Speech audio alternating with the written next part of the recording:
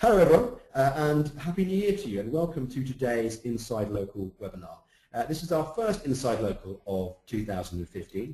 We hosted 4 excellent webinars at the back end of 2014, of recordings of which are all available online, and we have a number of webinars lined up throughout 2015, I think leading us up until about June. So we've got a great schedule for you to look forward to over the coming months. But we're really kicking off 2015 with a bang. Today's panel we have 3 of the best and most sought after brains in local search, and the topic's a very broad one. It is the state of local search, which is quite a grand sounding title. I'm delighted to welcome our 3 panelists. We have Mike Blumenthal, Mike Ramsey and Adam Dorfman. They probably don't need introductions, but I will give them one anyway. Firstly, Mike Blumenthal. Many of you will be familiar with Mike's work, whether it's his must-read blog or his local U training, or as a conference speaker or as a contributor to the local search ranking factors study. He's very well known. In fact, Mike's blog was just voted the most popular local search blog on a vote that we did of our customers and also our readers. So if you don't read his blog, you should do. Mike joined us actually back in November on our previous webinar about the kind of pigeon update. So Mike, thank you very much for joining us again in such quick succession. We have Mike Ramsey, and Mike runs a very successful local search agency called Nifty Marketing, which is based in Idaho. I believe they have 1 or 2, if not 3 locations now, and he also runs a specialist legal marketing practice called niftylaw.com. Mike is a regular speaker at things such as SMX. He's also on the team who deliver the local U training events. He's a contributor to the local search ranking factor study, and is also a prolific blogger on anything related to local search and local marketing. So Mike, thank you for joining us. We also have Adam Dorfman. Adam is the head of product and technology at SimPartners, and SimPartners is a very impressive business. They run a SaaS platform that helps multi-location retailers and businesses with many facets of their kind of location-based marketing. Adam's been working in kind of interactive marketing for 15 years or so in many guises, and has turned his hand to practically every form of kind of interactive marketing, so he's hugely experienced. He's also a contributor in a blogging sense to Search Engine Land, and also as a contributor to the local search ranking factor study. So all experts in their field, and we're delighted to have all of them with us today. Also a very big welcome and thank you to everyone who signed up for today's webinar and has made the effort to turn up. We trust that your time is in good hands, and you will leave feeling kind of very educated and having had a very enjoyable hour with us. They'll also be working behind the scenes to make things run smoothly. We have Linda Bouquet from the Local Search Forum. They're the kind of co-promoters and co-organisers of Inside Local. So Linda, thank you very much. Working with Linda is Colin Nielsen from ImpresioMarketing.com. These 2 will be handling the text chat and text Q&A. So any questions that you post into the kind of Q&A module, they'll be there sort of filtering through these, providing answers, and also providing links out to any resources that happen to get mentioned or will help you answer or go deeper into any of the topics that we discuss. And last and definitely least, there is myself. I am the founder of BrightLocal. We have many of our customers with us today, so thank you everyone for listening in and also putting your faith in us. We do appreciate it. A quick run through the agenda and topics. I'll leave this on the screen for sort of 30 seconds or so, so you can look through it. But this is what we're hoping to cover in the next hours. As you see, there's quite a lot, so we're going at quite a pace. Just a quick bit of logistics. There's a Q&A and chat module in the GoToWebinar control panel. That's how you can kind of communicate with us and also kind of pose questions that Linda and Conan will pick up. If you do fancy kind of tweeting anything that you hear today, please use the hashtag InsideLocal when you do. The webinar is being recorded. The recording will be edited and then available on Friday. You can access it both on BrightLocal.com but also on the Local Search Forum. And we will be following up with an email on Friday, both with a link to the webinar and with a link to the slide deck. And the slide deck is actually now available on slideshare.net, so you can access that there. So everything's being recorded and will be distributed out to you. So hopefully that means you can kind of put your pens down, don't have to take notes too much, because you can always access the detail and the content of this after the event, should you want to kind of dig deeper into anything that we discuss. Now, before we kind of jump into the detail of the kind of meat of the webinar, I wanted to run a couple of quick polls, basically just to understand how everyone is kind of feeling at the start of a new year. Given that we're talking about kind of, the state of local search and a bit about kind of 2015, I wanted to understand how everyone is sort of feeling in terms of their kind of spirits and their kind of confidence about the year ahead. So I'm going to run 2 polls now. You should see them on screen. Okay, just give it 5 more seconds and then I'll show you the results of that poll.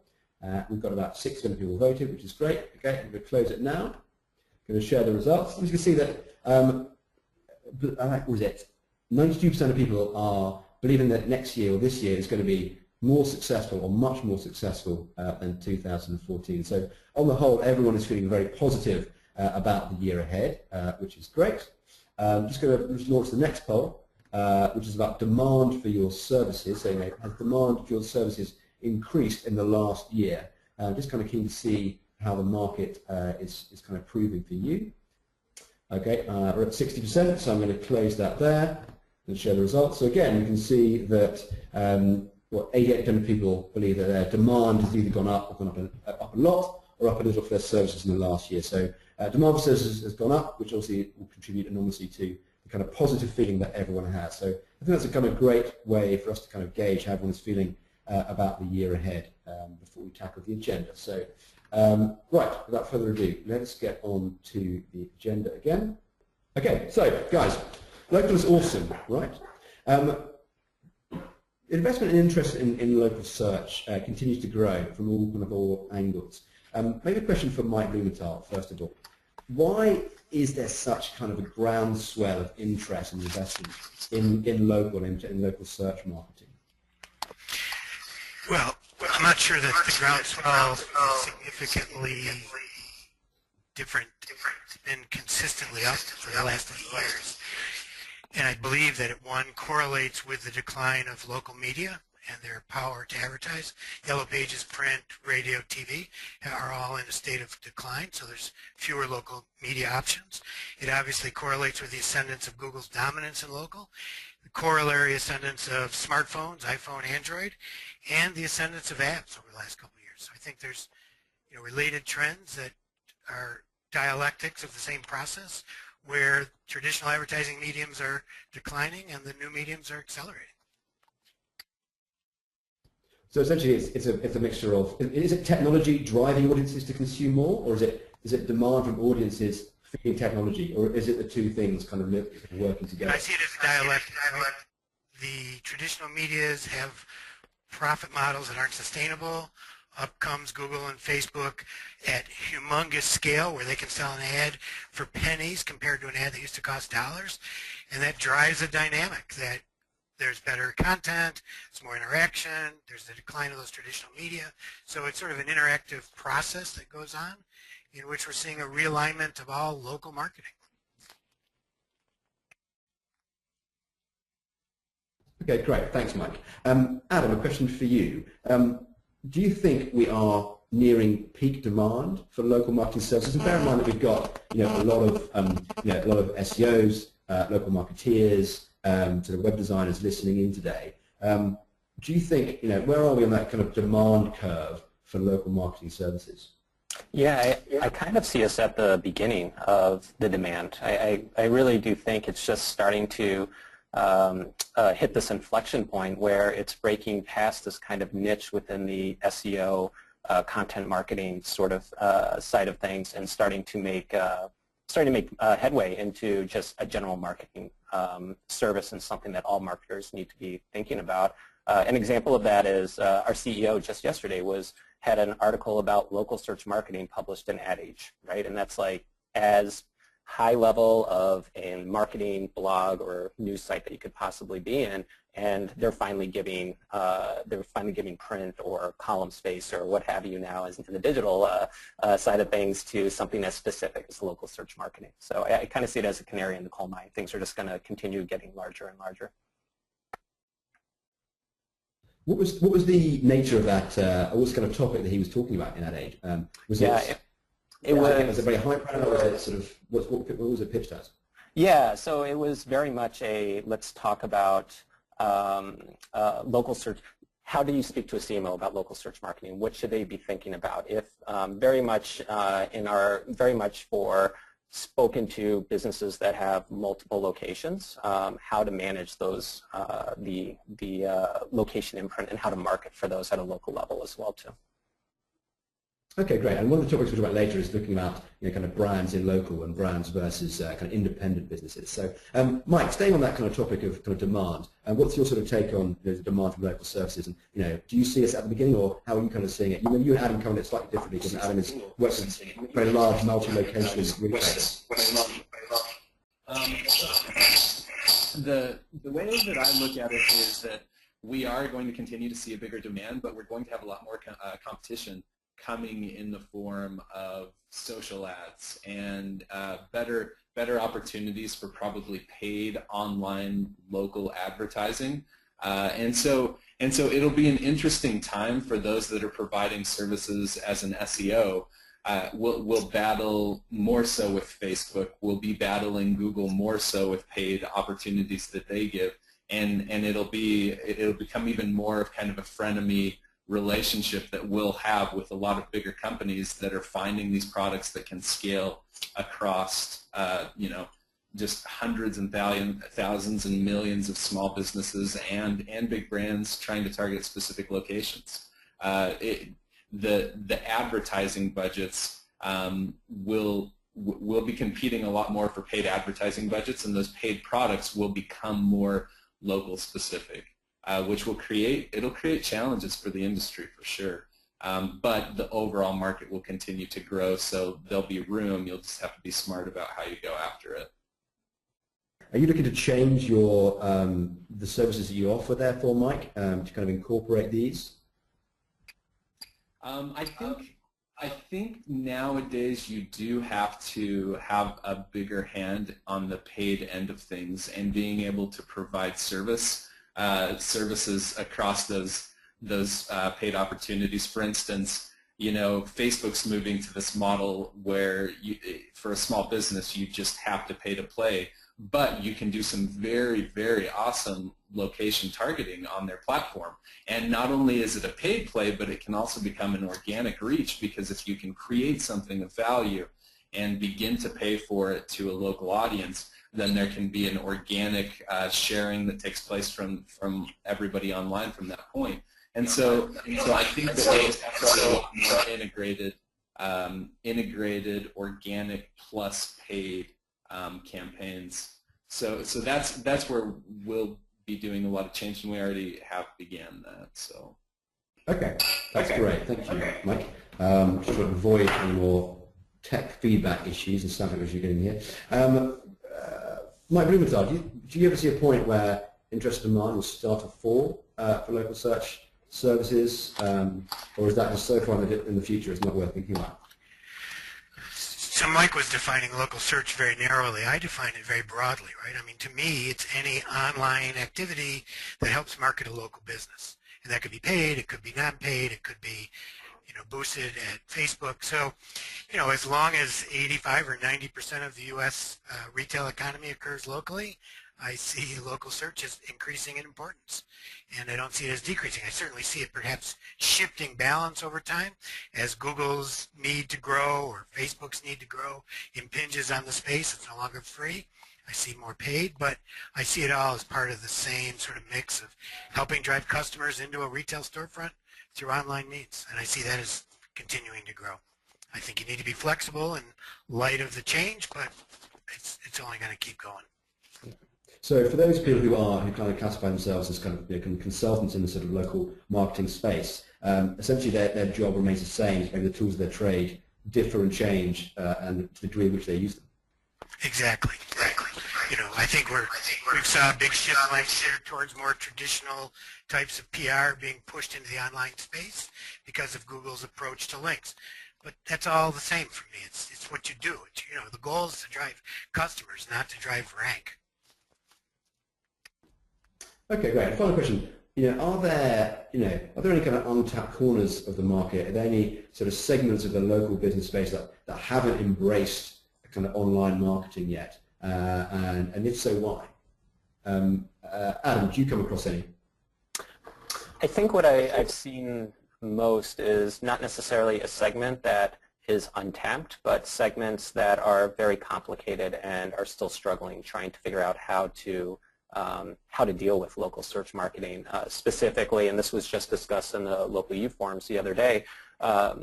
businesses that have multiple practitioners, whether they're physicians or chiropractors or financial advisors, things along those lines. All of these people see themselves as brands. They often work out of the same office. To Google and the data aggregators, it's a very complicated set of data that they're trying to deal with, and because of that, a lot of these businesses are very frustrated with how do they get their information correct and make not just Google happy or the data aggregators happy, but their employees happy as well too, and at the end of the day, their customers happy, and all that information available in a consistent way. Okay, that's great. We're going to move on to the next topic now. As I said, we've got a fair amount to cover off. So looking, I don't want to do too much. I don't want this to be a kind of a predictions sort of webinar, but it's worth sort of turning our eye to the kind of forthcoming year. Mark Ramsey, what do you think 2015 will be any different to 2014 or 2013? And do you believe that local search or local marketing is fundamentally changing, or is it just a sort of subtle shifting of things within the sort of local space? I think the rapid change has been the adoption of mobile within local, but it's not like a big fundamental shift from 14 to 15. I think that shift already started, but will continue to matter in a very big way going into 2015 as far as the need to have a mobile experience for a small business or a big brand with multiple locations. But not just that, I think that due to the use of phones, the ways that people will find information will continue to become more and more diverse through the things that Mike Blumenthal mentioned initially, app usage, just different platforms that are going to continue to compete in the local space. And so you just have to take a broader look. And it was very wise to say that local is so much more than just search or rankings, because the way that the local the landscape is evolving and will continue to evolve in 2015 will be that there'll be 100 opportunities or 100 ways that people can find a business, and not all of that starts and ends with Google. Google will have a lot of that market, but there's so many more opportunities, and so I think that 2015 people will begin to wake up to that, and you'll see a lot more local services that aren't just specifically geared after Google rankings. So. Okay, that's great. That's great, Mike. Mike Blumenthal, do you also want to answer that question for us? Yeah, I mean, obviously 2015 is different than 2014. The same way 2014 was different than 2013 and 2012. We're in a very dynamic market, a lot of competitive players, a lot of money competing for the same space, the same dollars, and that in and of itself creates change. Obviously, there's increasing awareness, that creates change. Increasing different policies, that creates change. So, but our job as marketers is to help people understand that change, not to predict it, because you can't predict it. I mean, predicting the future is it's a place for fools, right? But you can rationally analyze the options that are on the table and help people pick a cost-effective choice, an array of tools that'll help them get more business. Okay, great. The second question I kind of put there was, obviously there's a lot of things that kind of change at a sort of grassroots level in the industry. Lots of the kind of tools of the trade, these are the services we use. But ultimately, some of the key issues. Google is still massively dominant. Foursquare, what is Foursquare doing? It still seems like it's got a great opportunity, but it hasn't quite sort of manifested itself yet. These are the things we were talking about back in 2014, 2013. The role of consultants is to sort of filter out the myriad of opportunities and devise an optimal strategy for a kind of particular business. So I guess my question is, we're constantly talking about changes happening, but are these just sort of surface level changes, and are the fundamentals still the same as they were 2-3 years ago? Well, to me, David asked me this question at Seattle in July if I thought that Google could be unseated.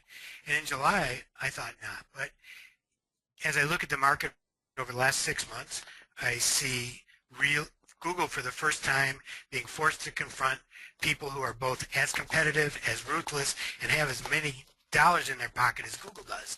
Apple, Amazon, Facebook, I see them as driving after the local market because ultimately that's where most of the transactions take place. So I think that the market will change because each of those view the market differently. Amazon views local as a series of marketplaces. Apple views it as the world viewed through a personal device. Facebook views it through the social graph. So just that institutional knowledge that each of those have will drive change. Whether Google can fend them off while simultaneously fighting on all the other fronts they're fighting on, one can only guess. But Google's certainly starting from a position of dominance. It's their market to lose at this point. But for the first time in probably 8 years, there's serious competition on the horizon, playing slow and steady, sort of nicking at Google's heels. So it could be an interesting year in that regard. Okay, that's great. Adam, so the final question for you. What changes do you expect or hope to see? Let's be specific in the local search space here. What do you think will be the kind of big changes that might come in the next 12 months? I think it's, like Mike said, expecting something or predicting something could be a fool's game and hard to do. What I'd hope to see, and this goes back to something that I said earlier and that we talk about in the office all the time, is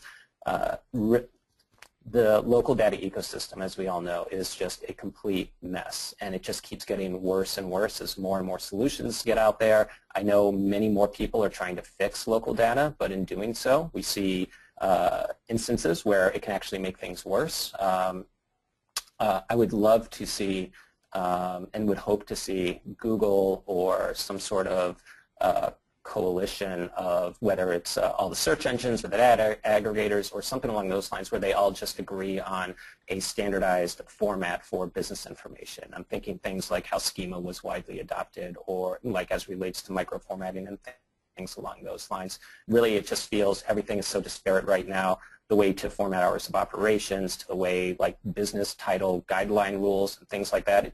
It's different on every site, and because of that, it makes things very difficult for local search marketers and small businesses that are trying to manage them. Okay, great. We'll talk a little more about data ecosystem kind of coming up. So let's go on to let's look at kind of Google and its sort of strategy.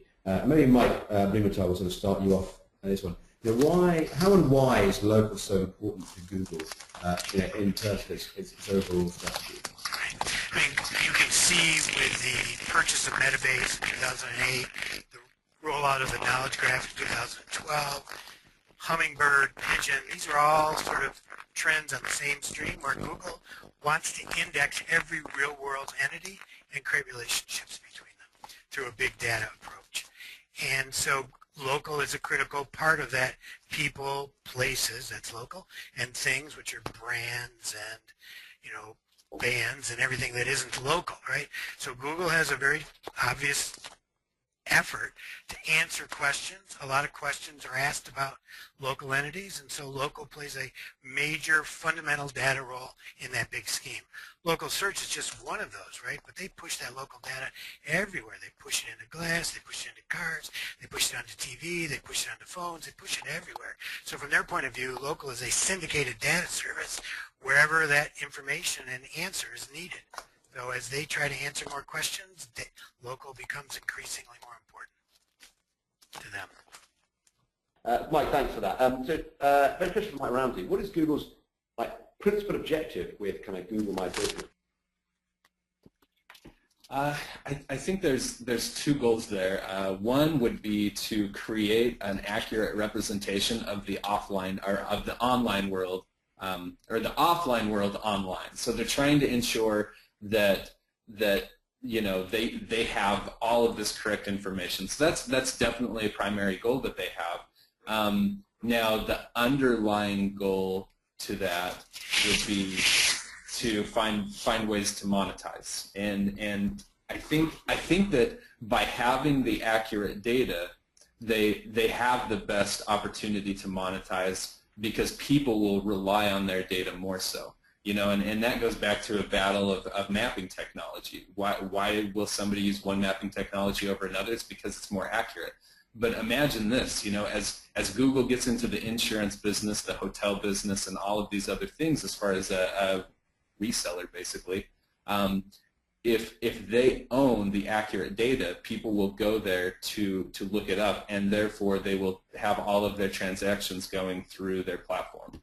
And so I think that they are right on line with what they need to be doing, which is solving the accuracy first, and then monetizing that that as a second step, which I think we will be seeing continually in more spaces over the coming years. So in that sense, as businesses kind of claim and update and enrich their data in Google, they're essentially strengthening their position so that, obviously down the line, they're going to have to start paying Google for the traffic that maybe they're getting for free at the moment as Google starts to monetize more verticals. Is that a cynical view? Same with every company that's Facebook and everybody else. I mean, it's they ask for tons of information, they own it, and then they're able to monetize it. But as a small business player, you don't necessarily have too much of a choice if they have a lion's share of the market. You still have to play that game.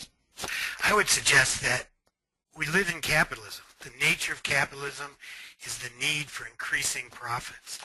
At the end of the day, there's a limited number of ways that Google can increase profits, and they're going to look at every interaction with their service as a way to increase profits, and many will get monetized directly or indirectly. That's the era. Once you're that big, how do you get bigger? You either squeeze more pennies out of every transaction, or you get more transactions. How do you get more transactions? As you control the space, you bring people into Google longer, you provide them more options to spend money. So I just see it as inevitable that decisions Google make, which will be in the name of the consumer, will drive more profit. That's how capitalism works. In the real world. I'd also add on to that, and Mike can speak at length about everything Google's done over the last 10 years, but if you just look at how many times they've thrown, whether it's AdWords for small businesses within Google Places and things along those lines, it's they're constantly testing. They want to generate more revenue from these small businesses. So it's just a matter of when they figure out the best way to do so, and they'll keep testing until they do. And I would suggest that one objective of the GMB is a direct relationship at scale with all these small businesses. Okay, thanks. Adam, I'm just going to bring you in on the fun a bit there. What do you think is the biggest threat to Google's dominance? I think to me, when I think about Google's dominance, they have the best data source right now when it comes to most data sets that you can find online. As others have mentioned here, there's a lot of other players that are trying to get similar, if not better, data sets so that they can monetize it as well, too. And I'm specifically thinking about Apple. I think about a lot these days, and especially since Apple Maps, was it Apple Business Connect, Apple Maps Connect? Them launching that is a clear sign that they don't want their consumers to have to go to Google in order to find out where local business is, where the nearest business is. They'd rather just have Siri answer that for them. If they can get all that data and it's one less click and it works similar to Google now, that's a lot less local traffic that Google's going to be receiving. I don't expect Apple to be the only one. Like I believe Mike mentioned, Facebook is going to be the same way. If you're in Facebook's app, it's entirely within their interest to keep you there at all costs because they can generate more revenue that way. So I do think these large entities are going to be slowly but surely digging into the amount of searches or the amount of influence that Google can give from a local business standpoint. Good, thanks, Adam. Final question, actually, there's another slide coming up about kind of threats to Google, but we might as well kind of cover it off as we're kind of knee-deep in the topic now. So you guys have mentioned, kind of Facebook, Apple, Amazon, coming at the market from a sort of different perspective. None of you mentioned Yahoo and Bing. What are they doing with their sort of local products? And are they investing? Do we expect anything to kind of come from those? Mike Blumenthal, have you got sort of any kind of views on where their strategies with local are going? Well, I think Marissa said it very clearly when she joined that local was very expensive. They couldn't afford it. Basically Google outspent them. That was the first battle. Bing, Google, Yahoo, Yellow Pages, MapQuest, TeleAtlas, NavTech, Google spent them into the ground. And now those people are, playing second fiddle. It requires them to turn on the lights before they can play. So we'll see if that ever happens. Certainly the move around the browser with Firefox and Yahoo was an encouraging sign that they are interested at least playing in the broader search market. But I don't see that they have the resources at this point, nor the compelling argument to get back into local. Maybe that'll change. It takes mobile, and I don't see a strong mobile fight going on from those companies. And so you look at who has position on mobile, and I see that as the future players. And so that's what really does take Bing and puts them at a very major disadvantage, and definitely at Yahoo. So, you know, if other mobile players can come along, or they figure out that gain and gain wide adoption, then they could play. But it doesn't seem to have been their main focus as of yet. It'd be very interesting to know how much traffic Bing gets from Apple search, or from Siri and from Spotlight, right? Which are both now integrating. Well, Siri, Spotlight, and Safari on the desktop and on mobile are integrating local search from their local data set. They're even pushing Bing results down the page on local in all those places. So I don't think Bing is winning that much from a relationship with Apple. And I don't think Yahoo would either.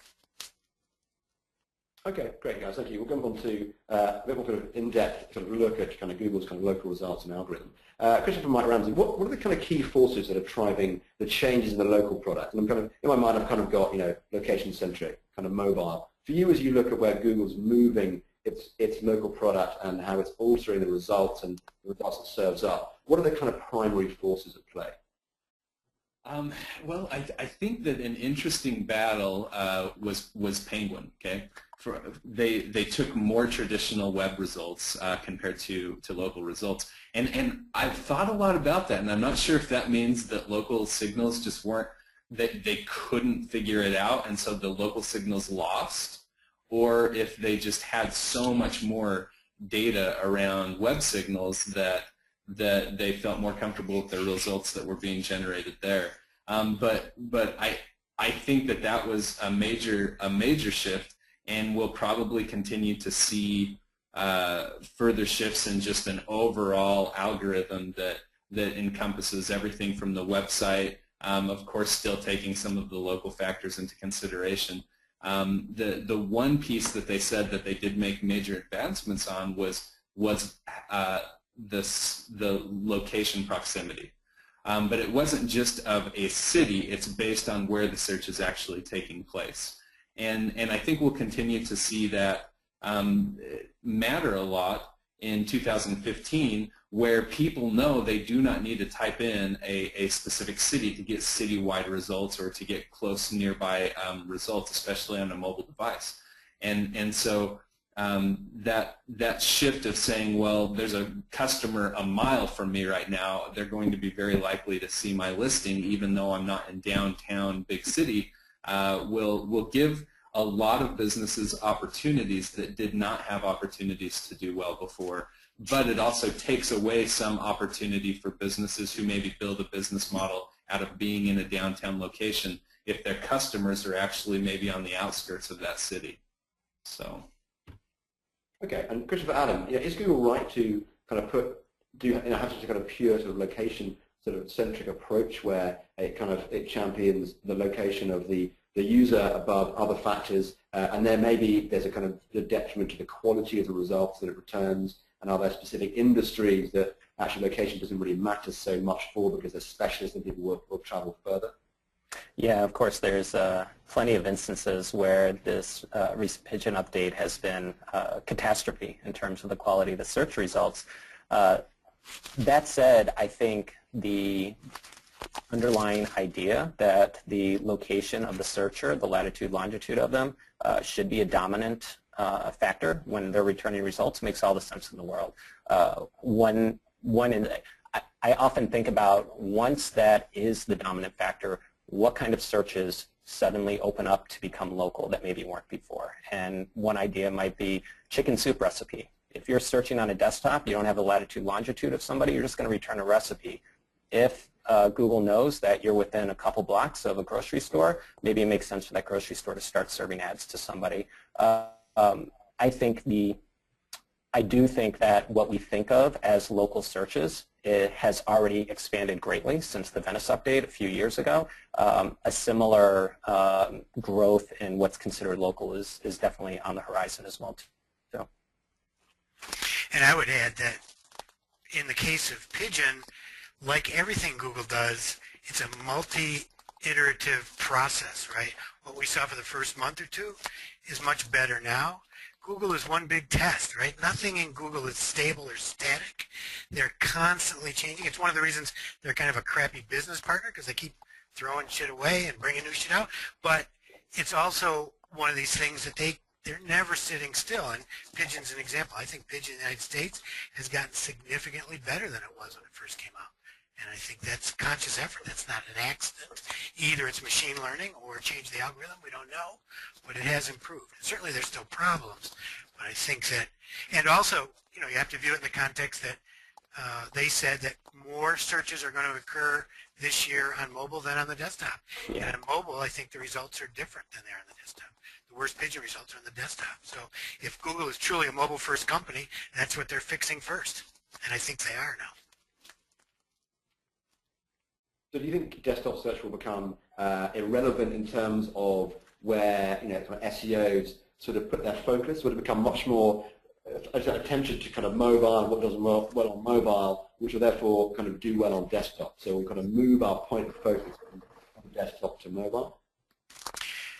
Well, if I'm answering that question, I think that we need to move our focus to user intent, right? I mean, if they're sitting on the couch or they're at work or they're walking down the street, those are different contexts that creates different intent. And I think that's where we need to put our focus, not respond to what Google is pushing out. And going on with that, there's so many business models that just require or fit more for mobile searches compared to a more research model that might take place on desktop or tablet maybe. If a lot of information needs to be digested, then it's most likely on tablet or on desktop still, and that might continue to be the case in some industries. So I think it's very much about the industry and about when and how you're trying to target a specific customer. But at the end of the day, it's not going to make too much of a difference, and you'll have to optimize in both cases. I think from a design perspective, mobile-first design followed by desktop should have probably started taking place a year, 2 years ago, as far as looking at design projects, compared to, I would say still a lot of companies are looking at designing a desktop and then shrinking it down to mobile and figuring out how to make it work on mobile compared to the other way around. And that is a shift people do need to seriously think about in their design work. Can I also just throw in real quick? One thing that we're starting to think about here at Sim Partners is the idea that local and mobile are going to converge into essentially a single marketing spend, budget, tactic. Any mobile marketing initiative, well, whether it's mobile search or mobile apps or mobile ad spends or things along those lines, they are also inherently tied to local at this point that you really need to think about not necessarily local marketing, but mobile marketing in a broader scope. Okay, thanks Adam. Adam, a question for you. Do you ever think we'll get to a point where we have a purely paid-for results in local, the point where there will be no organic results, or Google will have monetized every sort of possible sort of segment, so that people will be forced to pay to get that kind of local promotion? And I'm talking about pure search here. You're talking about what? I'm sorry, I missed that last part. About search results. Yeah. Either on mobile or on desktop. I think that we'll continue to see less and less free real estate within mobile results as well as within desktop results. I mean, that's a trend that's been ongoing for years and years now. I don't think they'll ever get away from being a pure pay-to-play. I don't think they'll ever go towards a pure pay-to-play model. We're already seeing ways, though, that if you are willing to pay, you can have a nicer local search result. If you look at hotel searches, for instance, if you're part of Google Hotels Finder and feeding them information and giving Google a cut when people book from there, you're going to have a price within those free mobile packs and more information that makes your listing more appealing than others potentially. So is it going to go strictly to pay to play? I don't think so, but I think there's going to be ways that if you pay, you're going to have better results. And I think Google is smart enough to know exactly which of their real estate is more valuable than other, and I'm sure they're measuring it all the time, and they'll monetize the most valuable pieces because that's where 80 or 90% of the income is going to come from. Okay, great, guys, thanks. We'll jump on to the next question. We're going to skip the challenges because we already covered that. Is local search getting harder? Question maybe for Mike Ramsey here. With all the different opportunities that can come at us, how do you kind of stop yourself getting distracted and run off and chasing down the next big thing? And how do you kind of keep yourself focused on what really delivers results for your customers? The way that I think that it has gotten harder is that not the same set of things will not work for every business. And so as far as focusing in on what will work, the difference is now it takes true strategy, and the strategy goes much further than just a few links and a few citations. Or when I first got into local search, all it took for a business to get a lot of traffic was spamming categories and spamming the business title, and you could rank on pretty much anything you wanted to. Now we're in a place where we are talking about an integrated campaign of needing to not only spend money on Facebook and Google for local advertising, but then have this really great user experience that follows it up with really awesome retention in order to just continue to do well. And so it is getting harder in that to be successful, you have to do more, and you have to know more areas, and you have to treat local instead of as just one small little pack result. As was mentioned before, you have to treat it as everything in every way that a customer comes through the door, online and offline, and try to have an integrated approach across all of that. And that's very difficult. Okay, great. Christopher, Adam, what's the key to explaining, maybe not local search, let's be good about it, explaining local marketing to SMB so that maybe you don't confuse them, or you kind of keep them, get them excited about the prospect? What do you think the key is to kind of explaining it clearly? Yeah, well, when I think of it kind of goes into, it's not as much explaining as it is motivating and getting them excited about what local marketing and local search marketing can do for them. Small businesses have endless problems, whether trying to keep the lights on or managing payroll and things along those lines. We all know they have so limited time to even think about something as specific as local marketing, but if you can get it into their head that, with the rise of the cell phone, the mobile devices and things along those lines, the opportunities that are out there for them are greater than ever. That's something that can be very motivating and powerful to them. And then you can just start going into the specifics, whether it's local search, Facebook advertising, targeted Facebook advertising, things along those lines. Question for Mike Blumenthal. How, of all the kind of opportunities you have to promote a local business kind of locally, how many of them do you sort of make use of for a typical customer?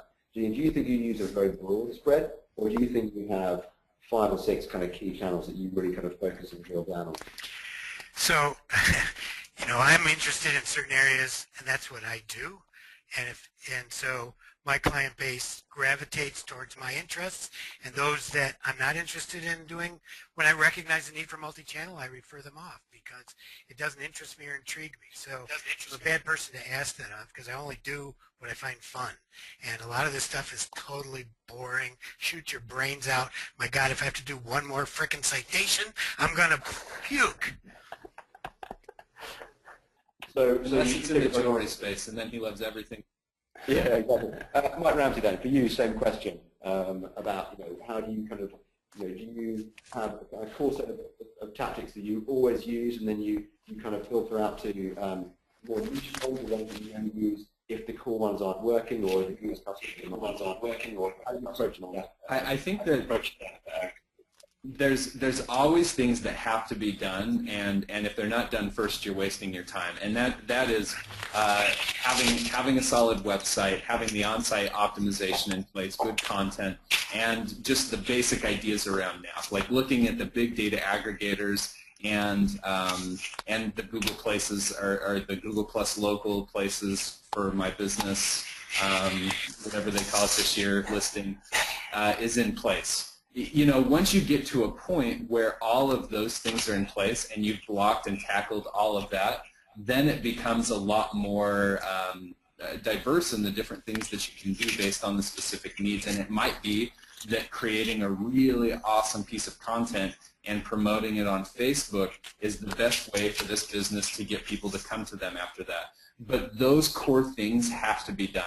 And I look at it as your website, maybe a basic link profile, reviews, a few basic reviews, and having your citations in order. You know, those 4 areas. Once you get that in just tackled, the options become endless, and you just have to prioritize on what you think is going to bring the business the most ROI. Until those things are done, you can't move too much in any direction. I would add one more thing to your basics there, and that would be email gathering, email marketing. You know, email marketing has always been great and continues to be great. I agree. I definitely agree on that aspect of things as well. Guys, we're going to move on. We've got about 10 minutes left. A little bit of ground to cover still. So let's look at the kind of, the kind of perennial question of the data ecosystem. And Mike Blumenthal, question for you. Do you ever see an end to this kind of data cleanliness issues that we've got? And Adam did touch on it earlier, so I'm going to come to you for this one. Or is it going to be so there's 2 competing trends. One is people are moving towards real time. For example, InfoUSA and Google have essentially built real-time local data structures where Google can take data from MapMaker or from GMB and bring it into the index in real time, or where InfoUSA can push data to Google in near real time. Okay, so that's one side, but there's still a lot of data aggregators that aren't at real time, so there's that whole transition that needs to take place. They're still stuck on SneakerNet, for Christ's sake. I mean, it makes life miserable because it puts a 6-month delay in data. There's that. So those guys have to transition over, which is happening slowly, but even that won't fix it, because even if they standardize the way that Adam suggested, which I don't think is going to happen anytime soon, because Google finds a competitive advantage in isolating themselves from the rest of the ecosystem, I see this issue that there's so many businesses changing location, changing names, new businesses coming in, old businesses going out, people screwing up their names, screwing up their phones.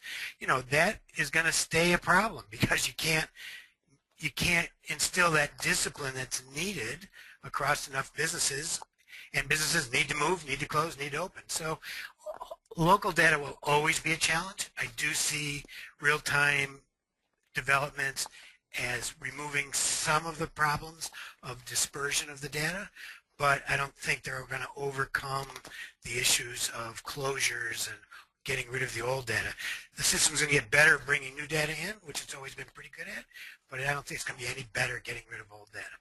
So, you know, Miles, if I can jump in, one thing that I've been thinking about a lot lately is how these real-time updates and the providers providing these real-time updates, it reminds me a lot of paid inclusion back in the early 90s that, early 2000s that Yahoo used to do, where essentially you're paying to have your listing exist how you would like it to exist. And it's interesting because back in the early 2000s, we saw the FTC come down pretty hard on Yahoo for not saying, hey, people paid to have their listing or to have their website indexed here, regardless of whether it influenced the algorithm or not. We're not seeing that right now on the sites that are accepting payments in order for these business locations to have their information updated. It all looks organic at this point. So with this becoming a more and more dominant way to manage your local listings, it'll be interesting to see if something that require, like if the FTC steps in or something like that to require that these listings that are being paid for in some way, shape, or form are identified as such. And what's going to happen with Foursquare? in the next year? Where do you think that's headed to? Adam, why don't you carry on? Foursquare. So, yeah, when I think of Foursquare, what I think of is they have a fantastic local data set. They started making headway where lots of businesses were using their data as their primary business data source. I spoke at one of the SMX conferences a couple years ago where I tried to track for all mobile app usage who was supplying the largest, based on the amount of app downloads, which data aggregators or data suppliers were the ones that were hitting the most people. So therefore, if you want to get your app data correct, where would you go to? And Foursquare was, because of Instagram, because of Uber, they were so much higher than anybody else. Now clearly Instagram is now being powered by Facebook, but they still have a huge opportunity here with very good business data to start licensing it in a way. That's one aspect where I could see them staying relevant and becoming more relevant over time. I'm sure there's others that I haven't thought about. Okay, that's great. We'll move on to next topic, which is kind of brands and big business in local. Question for Mike Blumenthal. Are big brands a threat to independent businesses? I mean, what advantages do big brands have in kind of local search marketing specifically over independents? So, yeah, I mean, local businesses have been struggling against the forces of scale forever. You know, that struggle isn't going to end. You know, part of the problem too is that at scale tools are available. For example, Adam's tool is available to very easily scale across multiple locations. So there's advantages at scale. And the other is that the tools available to single location businesses are still very crude. But I think that between the apps and the opportunities, you know, these various POS systems, the various marketing platforms, you know, I see that over time as equaling out. I was in small business. I ran a retail business. Mike Ramsey's done it. You know, it's hard. It's incredibly hard. It's not going to get any easier. And local search is complicated, and a lot of times there isn't the money to hire professionals. But, you know, if you want to stay in business, you're probably going to have to. And what do you think the challenges that big brands face in local? You think a lot of marketing businesses? Yeah, I wrote about this today. Well, I didn't write about it today, but it was published today. The one thing that small SMBs have, an advantage they have, is typically the ability to have greater control over the content that they're creating. And localized content is content created at a local level instead of just big brands localizing content. That's a huge difference, right? It's very easy to scale content and pull in different data sources and do big data, and that's all very important if you're a large brand. At the end of the day, though, what's going to create a truer voice to your consumer? What is, and what's going to cause sites to become more sticky or pages for local businesses? And that's content created by those local businesses, talking about events or charities that they help with and things along those lines. So, you know, as far as the challenge from a big brand perspective, it's finding tools and ways to be able to give that sort of access while still remaining compliant, whether from brand or regulatory guidelines, in a way that still allows them to create that local, authentic local voice. And that's typically the hardest thing that I see with big brands, biggest struggle that they get into. Okay, great. Mike, you also say something. There's the challenge that a small business will have moving forward is that there's the problem of how does a small business without a professional handle this evolving world, and there's still no good answer. And so you see people bouncing around and doing a poor job across a ton of different places. Whereas brands, while they've been very slow to get on the bandwagon for local search, as they have, a lot of them have done a decent or very good job at doing so, and it does squeeze the small business player out. One of the biggest frustrations I saw with Pigeon in some cases was that the small business lost due to the website signals compared to a big brand. Now there's some industries where that wasn't the case, but there was some that definitely was. And the play for content is going to be where that is won and where the battle is fought. And so right in line with what Adam said, big brands can scale local content, but small brands can create really compelling localized content for their market. And that's the battle. Some cases, a big brand's going to win that battle. Some cases, a small business is. But in either case, if either or don't play that game, then they will be squeezed out by the other. So they have to do it. Okay, thank you. And on to the last topic, which is local innovation. Going to put all these questions to all three of you. Mike Blumenthal first. What excites you most about kind of innovation in local? Whether it's a particular kind of business or an app or some sort of focus of innovation in the local marketing space. What bit do you get most excited about? The thing that's most exciting to me, which is really not that prevalent in small businesses, which is where I think I'd like to see it, is stuff like iBeacon, where the net becomes where basically the net is extended to the real world, and then people are moving through the net. So we now have this dynamic interaction between people and the net. To me, the interface, the Internet of Things via iBeacon is really the most exciting. I see the lack of tools for small businesses to implement them, but I see it as a huge opportunity for someone. Okay, great. Adam, do you want to answer that? Yeah.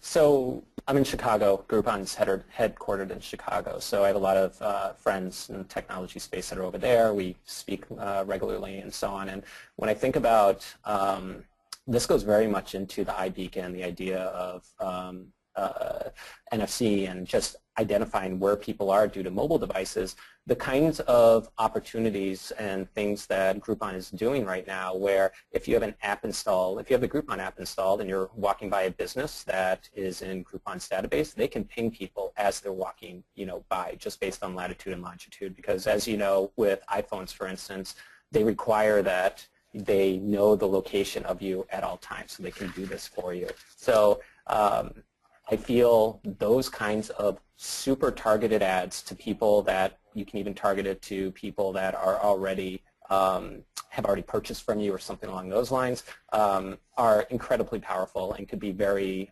profitable and a great way to drive new revenue for local businesses. Okay, great. Mike Ramsey. The biggest thing that excites me is the trackability of this data as it comes to pass.